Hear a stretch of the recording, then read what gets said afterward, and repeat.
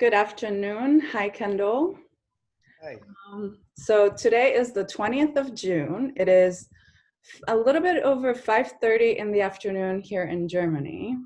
And with us, we have Kendall, and he is our eighth story of this series.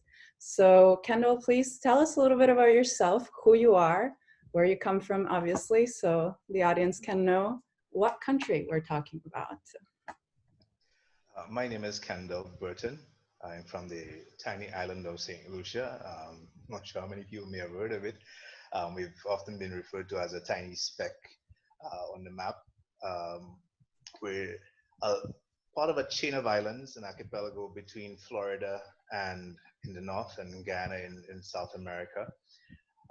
Only about 138 square miles with a population of about 170,000, so really small. I'm the news director of the leading television station here in St. Lucia. Perfect. I've never been, unfortunately, but I actually have a really good friend that like fell in love with Saint Lucia. Went Oh, once, really? yeah, went once, and is quite actively obsessed, and is actually thinking of moving there. So it must have its magical hook, right? That's good to hear, and I hope you'll correct that as soon as this COVID madness calms down. Yes, hopefully. Yes. So just you already told us a little bit, but did you have to reinvent yourself? Were you doing something different before to what you're doing now, career-wise or life-wise? Was there a change or no? Not really. Most of my professional or working life has been in in the media. Um, from 1989. That's when I talked my way into a job as a news reporter for the Voice newspaper, the oldest newspaper on the island, and one of the oldest in the Caribbean, having started in 1885. Oh, wow. Bear in mind, I'd never had an aspiration, any aspiration or interest in a career in journalism or news or anything close to that. My intended career was in law enforcement, having grown up with a father who was a police officer and these three brothers who were police officers as well. So my intention was to follow in their footsteps. I was fresh out of school. I wasn't sure what I wanted to do next, but I needed a job. And even though this one required a university degree in mass communication or journalism, um, at least 5 years experience, none of which I had, I walked into the editor's office and I convinced him to give me a chance. And I spent the next several years trying to ensure that he didn't regret that. But since the Voice newspaper, I've moved on to serve as the editor of the Crusader newspaper, another old newspaper here. I was the editor of the Business Focus magazine for a while, and then I went into radio with RCI, Radio Caribbean International, Joy FM as a program director. Um, I was also the news director of the state-owned Radio St. Lucia for a while. And I left news for a few years and ventured into advertising and public relations as the public relations manager for one of the premier agencies on the island, serving major companies like the Saint Lucia Electricity Services Limited, like the main power company here, as well as CFL, a supermarket chain, and others of the like.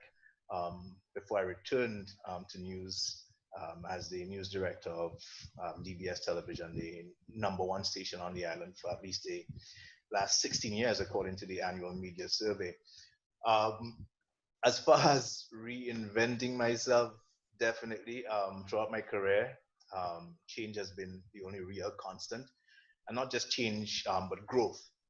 I started my career as a junior reporter, as I said, with the Voice newspaper in a department where everybody had upwards of 20 years experience Oh, and where the prospects for advancement and promotion were really non-existent.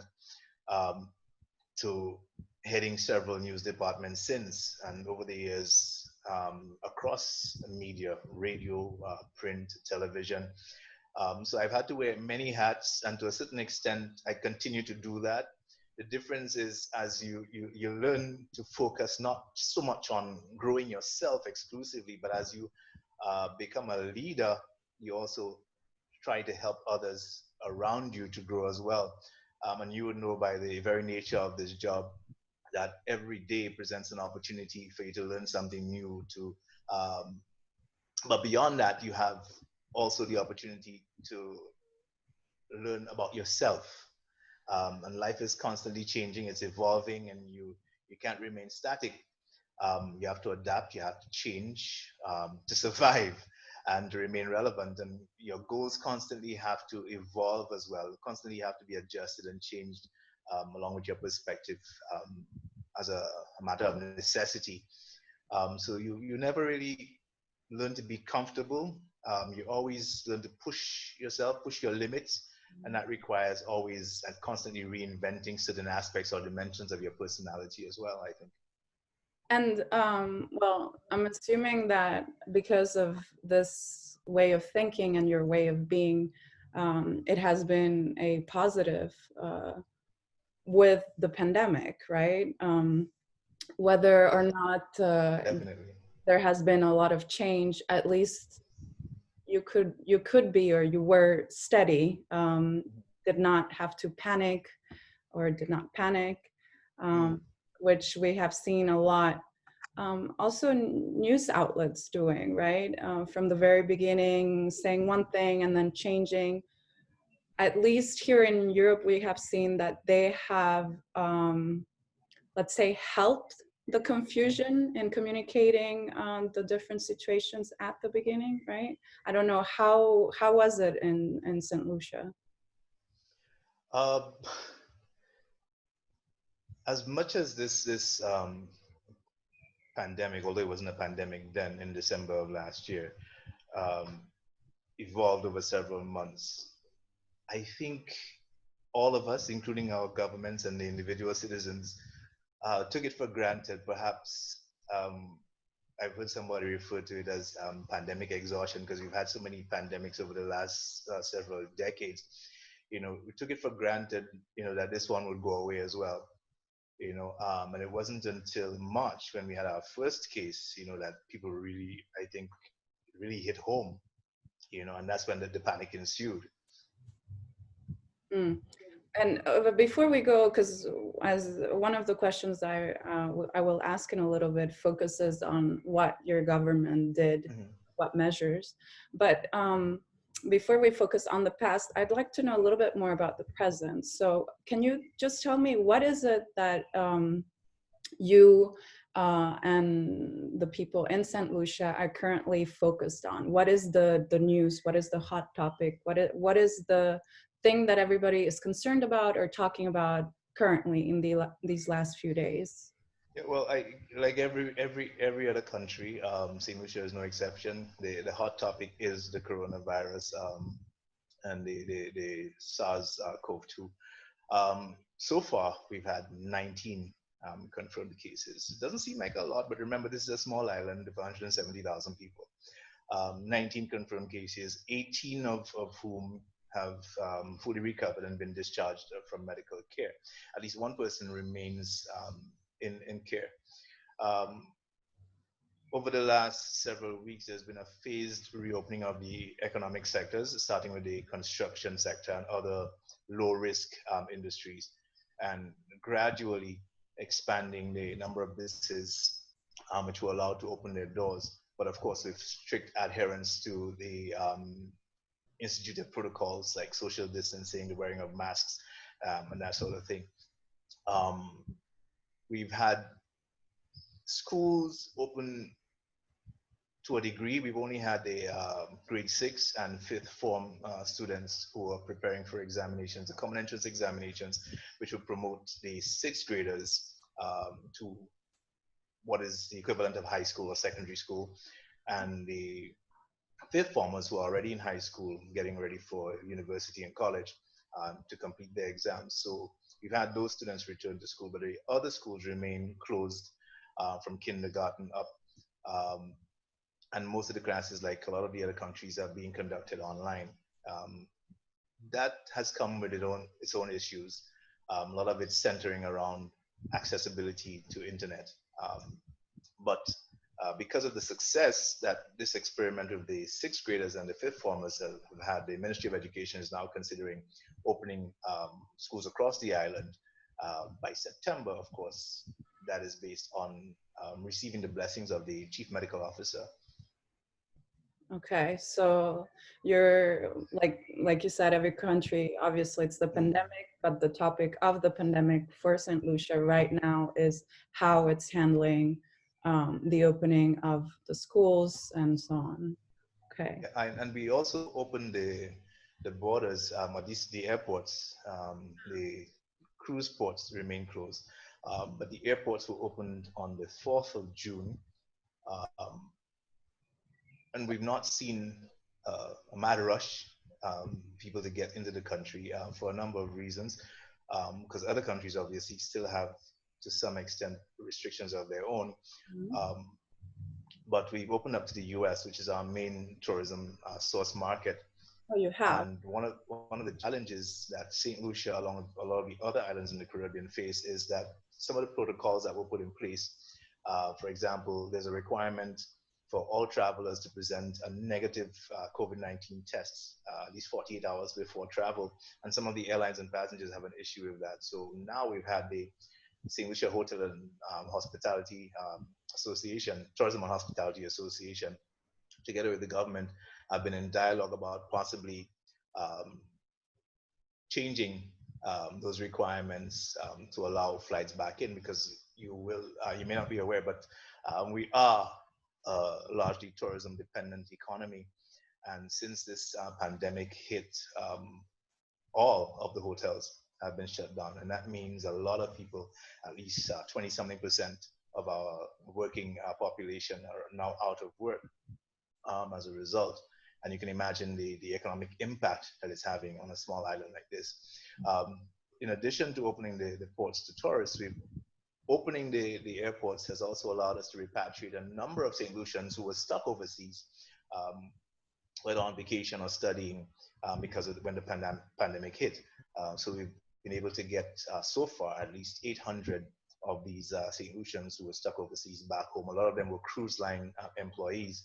So we were able to get up to yesterday, Friday, 196, I think, my memory serves me correct, were repatriated to St. Lucia. And since the hotels have been closed, several of them are being used as quarantine centers. So these people who are now returning are being quarantined for 14 days and being tested. As a matter of fact, the last case that we had after several weeks of no infections was one of those returning cruise employees who tested positive. So it would be an imported case, just like what recently happened with New Zealand, that they were doing very well for, I think, 25, 26 days. And then they got 2 cases and they were actually imported people coming from Europe. So just a tiny moment staying with New Zealand, just to compare both of you, even though I know the size is different and location and everything. So New Zealand, the way they had said it was just residents and nationals could come back to New Zealand and would have to be quarantined. The mishap that happened with these 2 individuals that came from outside was that because of personal reasons, they were made an exception that they didn't have to stay in quarantine, and later on it was seen that they had actually tested positive. So as you must know, it was a huge deal because of course it's an exception can just cause an outbreak, right? How is it working with St. Lucia? So now you're telling me about these repatriated people that are staying in quarantine at the hotel, but what about tourists that come? Because we were talking, okay, the 48 hours that they have to show that they have tested negative, but as we have unfortunately seen, they could be infected or be positive after the 48 hours, right? Has the government decided to quarantine them or not?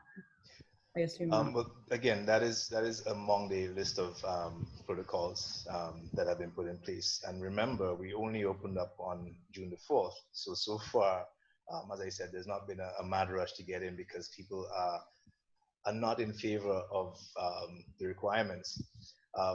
Apart from the 48 hours, one of the other protocols requires arriving tourists to remain in quarantine for at least 14 days. Okay. You know, So you would understand nobody wants to travel to another country to spend 14 days locked in a hotel room. So as I said, the SLHTA together with the government, and this is an issue facing a lot of the other islands, some of whom have already opened their borders. Antigua and Barbuda was the first to do so. Other countries like Jamaica on the 15th opened up their ports, um, and the Bahamas to a lesser extent. So it's a problem that is facing all of the other islands, and obviously they're going to have to relook or review some of those protocols, because the hotels are struggling. Um, Employees have been laid off. The Labor Department here um, recently passed in Parliament an extension to the period through which employers rather, of businesses can lay employees off. But nobody can continue that way indefinitely. So a balance has to be struck between generating income and protecting the health and safety of the employees. It's very difficult because on one side you have what should be done from a science perspective, this is how to stop it out. And then on the other side, just like you said, who's gonna travel if you have to stay for 14 days? Yeah. And the reason why I was asking is because I wasn't sure if it just applied now for the people that were coming back home, or if it was going to apply to also tourists. Because we have places here in Europe where they do differentiate. For instance, residents that are coming home need to do a quarantine, but people that are going for work don't. So, Yeah. and the virus, doesn't care if you're going on holiday or home or, what else. So it's really And difficult. bear in mind, we're also under a state of emergency. All right, and that state of emergency was extended until September. So any tourists coming in, as well as returning nationals, would have to adhere to the requirements under the state of emergency, which also includes a curfew, which has been shortened over the last few months. So right now it's 12 a.m. to 5 a.m. But before that, it was 8 to 5, then it was 9 to 5, then 10 to 5. So there's a state of emergency exists. So any incoming tourists would have to function under those conditions. Difficult, but must do. And staying with the state of emergency, and you already mentioned bits and pieces, but maybe if you could give me a little bit more details. What was the first measure that your country took? So you did say that looking at other countries and so on, when you had the first case in March, that's when Saint Lucia was like, okay, we got to do something. But what were the first things that were done, and just your thoughts about that? Saint Lucia, like a lot of the Caribbean islands, and I guess a lot of other countries, was totally unprepared.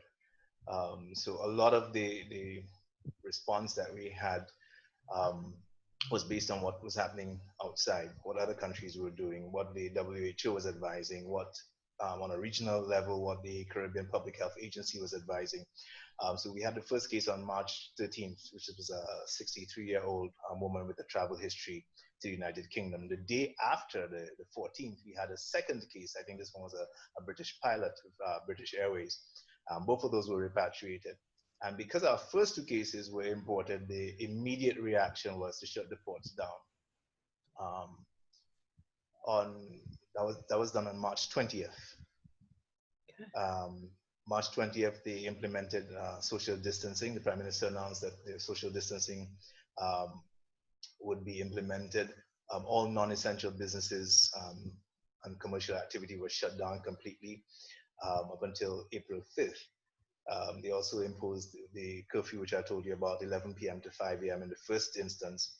And on the 29th of March, that was extended. The shutdown was extended until the 14th, and the curfew was extended from 8 p.m. to 5 a.m. So those were some of the more immediate measures that were taken. Unfortunately, there was no warning given when the curfew, the lockdown was implemented. So a lot of people were caught off guard. A lot of people didn't have supplies, they weren't prepared. So there was a huge outcry. In response, the Prime Minister decided, to allow certain businesses, supermarkets, smaller shops to open up to allow people to purchase items. And unfortunately, there was a lot of panic buying. People were crowding the stores. They were ignoring all of the advice about social distancing and the wearing of masks and that sort of thing. And that created more panic because more people were fearful that now you might have community spread. But all of that was able to be brought under control.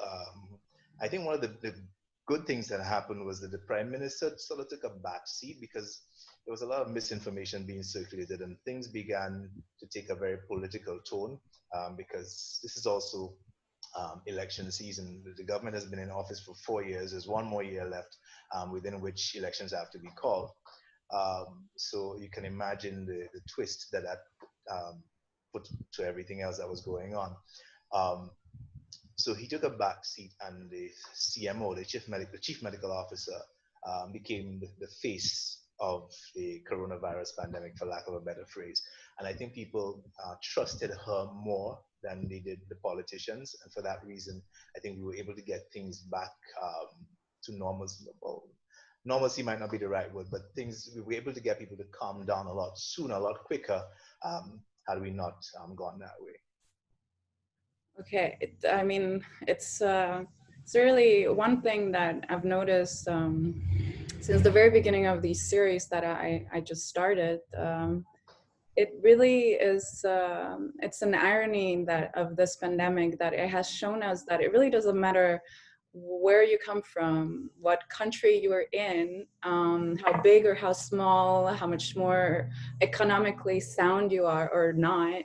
The problems and the mistakes are very much a reflection of each other. Like you just mentioned now that it was quite sudden when the communication of, okay, we're going, that's it, there's a curfew and a lockdown. And there was the panic of, okay, we need food, obviously. And you go and you even panic, okay, I'm gonna get it right now, or not even thinking, making it in a sense worse, right? And we're talking about Saint Lucia, which is a very small place, beautiful, I'm sure, but small. And then we have, I just spoke a few days ago to India, to a person from Bangalore, and her words are as if they're coming out of your mouth, because she told me the same thing when their prime minister announced it was quite sudden. They only had a couple of hours and you had the same reaction, panic and fear and more confusion. So hopefully all these lessons will really help for this pandemic, the next steps, and for the next ones. It's interesting, as you well know and see.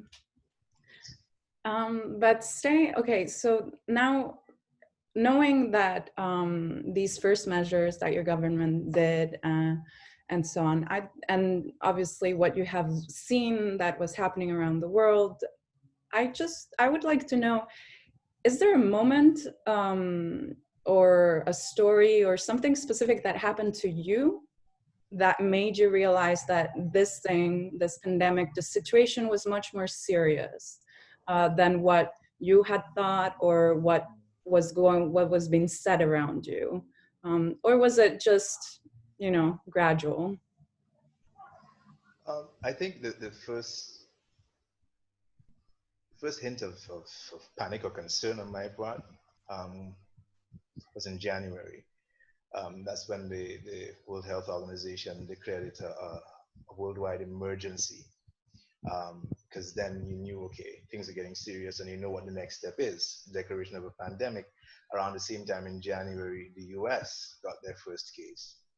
And remember, this is our largest source market for tourists. And not just that, but a lot of us have friends and family who live there, who are traveling back and forth. And we know the role that air transportation has played in spreading past viruses. So that was my first cause for concern. Okay, yeah. January, and now we're June. Yeah. Wow. And then Um, closer to home now, once we got cases, the first couple of cases were imported, and again, the first two were repatriated to the UK, um, and things sort of settled down. People got accustomed to the new normal, the curfew and restricted shopping hours and that sort of thing. But then we started getting cases from people who had no travel history. So then our worst fears were realized there's community spread happening now. So again, you become concerned, and schools are closed. I'm a single father, so I'm stuck at home with a toddler 24 hours a day. Um, Fortunately for me, I started, well, what vacation, if you can call it that, in April. So I was stuck at home, not able to go anywhere, with a toddler, concerned about his welfare, his health, not just physical but mental health as well. Um, Concerned about how I would be able to function at work once I returned to work. What was going to happen? How was I going to handle that? A lot of businesses had to adjust to that new normal from the government down. So we had a number of public servants who were allowed to work from home. A number of businesses took that option as well. The manufacturing sector, fortunately, were among the essential services. A lot of them had to change their production. So Saint Lucia distillers, which would normally produce rums and liqueurs, had to change their production to hand sanitizer and that sort of thing. So they were fulfilling an essential service, and they were able to continue functioning, unfortunately not have to lay off too many people. But remember, this is largely tourism driven, and all the hotels were shut down, so a lot of people were out of work. So the government instituted a feeding program to allow groceries and hot meals to be delivered to persons who were unemployed and couldn't afford otherwise. And a number of other programs were instituted. The National Insurance Corporation here also instituted a relief program for persons from the hotel sector who had lost their jobs, so they could provide them with funds during the interim as well. okay, so many things, some similarities with other countries, but some things of St. Lucia. And you did mention already about social distancing and other measures, but just out of curiosity, how is the situation with masks? So with face coverings in St. Lucia, is that something that you have been doing since the beginning or not? Just because I don't know much about the mask situation there. Yeah, as part of the protocols that were instituted when the country was shut down, um, and once we started reopening, it became a requirement. Once you were out in public, you had to wear a mask. As a matter of fact, it's now in the law that if you don't wear a mask, you can actually be fined. Okay. And that has helped, I think, some people because it has spawned cottage industries where people actually make masks because there was a concern. Um, Again, there was panic buying. People were trying to get masks, and the N95 masks were being bought up really quickly. So again, people were asked to leave those masks for the frontline workers, the medical professionals, and that spawned, as I said, a new industry where people were making masks and able to sell them. Um, so that was able to keep some people occupied, generate some income for them as well. Um, and again, people understood the severity of the situation, so there was a lot of compliance. Initially, not so much. There were people openly defying the curfews and the state of emergency. There were a few arrests made, but I think once people understood the severity of the situation and they recognized and realized what was happening overseas in Italy, for instance, and then having the United States closer to home become the new epicenter for the disease, especially in New York, again, where we have a large Caribbean population, a lot of friends and relatives, and we'd actually lost a few St. Lucians in New York to COVID-19 who passed away. I think at last count about 16 or 17 of them who died. So it really began to hit home, in a new way, how serious this thing was. So it was a little easier to get people to comply with the wearing of masks.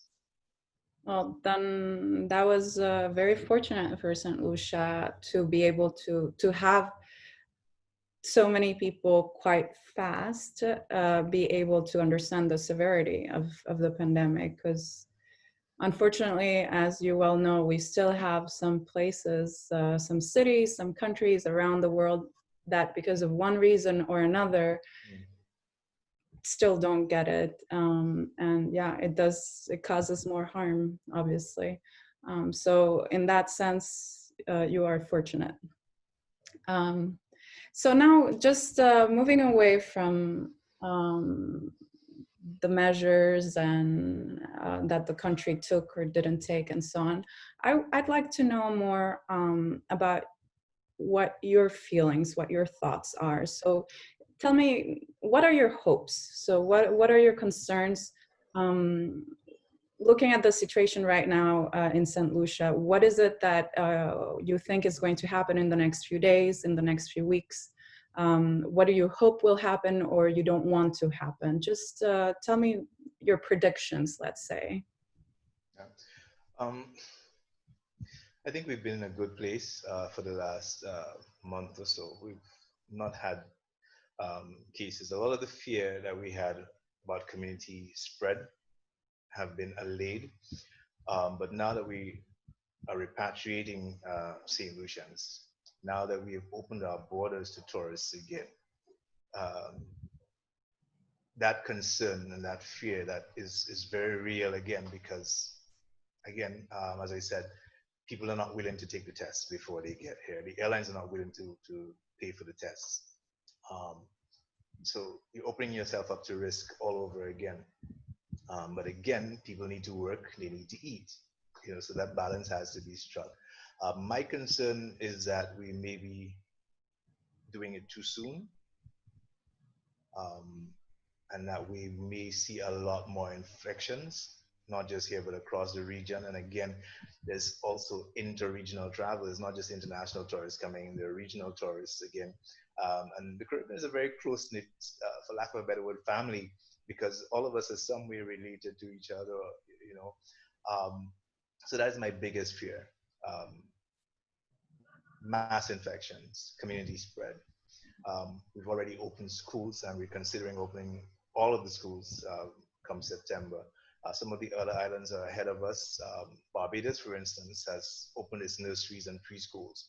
We've not gone that far as yet, but that is my major concern as we move forward, that we're doing this too soon and that we're going to have mass infections. Because And remember, this is not our first, not our first pandemic, and it's definitely not going to be our last. And it's going to be around for a while. Obviously, my other concern, speaking of it being around for a while, is related to the development of a vaccine. And once it is developed, ensuring that it's equitably distributed so that small developing states like ours are able to benefit from the existence and creation of a vaccine as well. on a timely manner also, which Yes.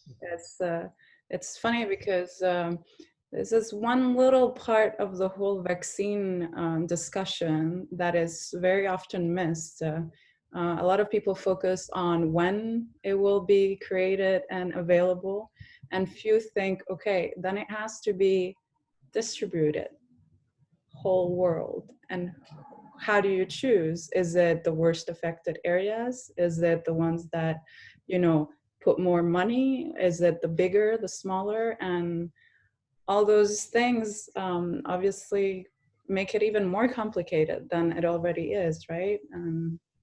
It's One of the lessons that I hope comes out of this is that governments and businesses are able to work together and sustainably invest in the development of vaccines moving forward.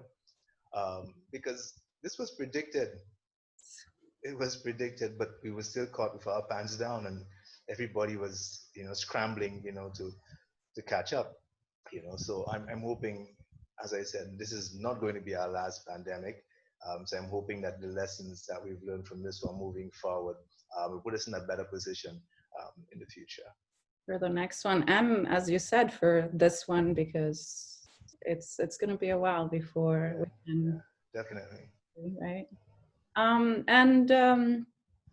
Okay, so now just a last question to finish our conversation. It's a little bit more of a philosophical take. It is my most important question, at least my favorite one in this interview, if I can say.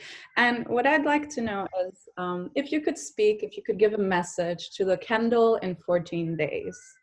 So the Kendal in the future, what message would you give him?